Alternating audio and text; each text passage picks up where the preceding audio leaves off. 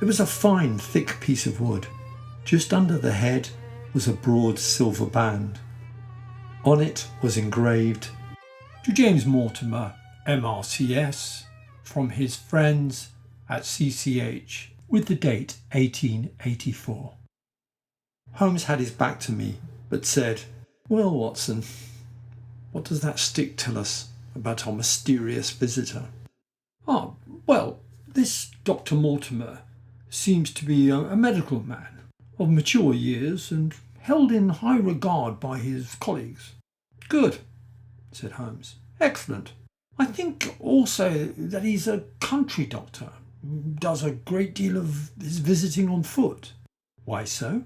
"Because this stick, though originally a very handsome one, has been so knocked about. It's evident that he's done a great amount of walking with it." "Perfectly sound," said Holmes. "And then again, there is the Friends of the C.C.H. Perhaps the H is for hunt. Dr. Mortimer could be the physician for a local hunt." "Really, Watson, you excel yourself," said Holmes, pushing back his chair and taking the stick from my hands. He examined it for a few minutes.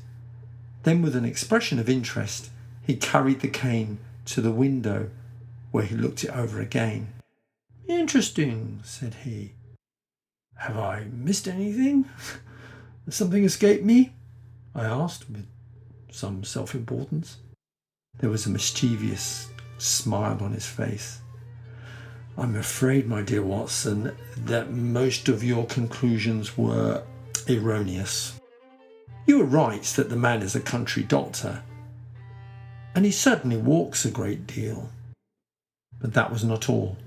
No, my dear Watson, I would suggest that a presentation to a doctor is more likely to come from a hospital than from a hunt.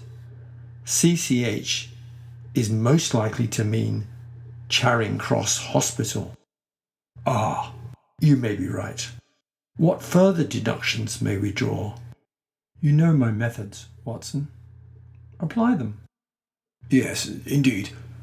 Well, I assume that Dr. Mortimer had a connection with the London hospital before he went to the country, and perhaps it was this that led to a presentation of a leaving gift from his hospital colleagues." "Certainly seems probable. But a doctor on the staff of a major hospital is unlikely to leave to become a rural general practitioner. So what role was he likely to have had?" "Well, a junior doctor," said I. "In fact, a senior student." "So not an older gentleman?" "No, quite so, Holmes. A younger man." "So our doctor is a young fellow, under 30, probably amiable, unambitious, absent-minded, and of course the owner of a mid-sized dog." I laughed in astonishment as Sherlock Holmes leaned back into his settee and blew smoke rings into the air. "I have no idea about the dog, Holmes, but I could ascertain a few details about the man's professional career." I reached for my medical directory and looked up the name.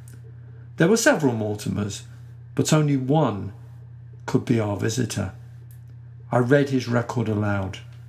"Mortimer, James, M.R.C.S, Charing Cross Hospital, General Practitioner, Grimpen, Dartmoor, Devon." "That seems to be our man, Holmes. But the dog?" "Look closely at the stick, Watson. The marks of his teeth are quite plainly visible. Larger than a terrier, but smaller than a mastiff." Holmes rose and paced the room as he spoke. Now he stopped by the window. Suddenly he announced in a confident voice, "As I surmised, a medium-sized dog. A curly-haired spaniel, in fact." "My dear fellow," I said, "how can you possibly be so sure of that?" "Because I can see him on our doorstep," said he.